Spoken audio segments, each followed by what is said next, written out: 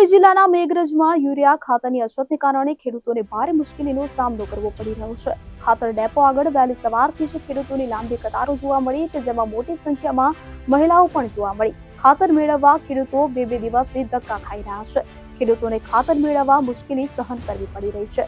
વાવેતર બાદ પિયતના સમયે ખાતરની જરૂરિયાત વધુ હોવાથી આ અછત ખેડૂતો માટે ચિંતાનો વિષય બની છે।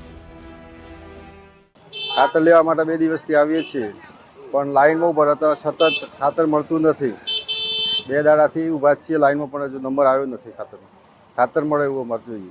2-3 દિવસથી તો ખાતર મળતું નથી, ધક્કા ખાઈને પાછા જઈએ છીએ। આજે પણ આ લાઈનમાં ઊભી છું તો આજે પણ મળશે કે ના મળે એમનો હજુ ખબર નથી।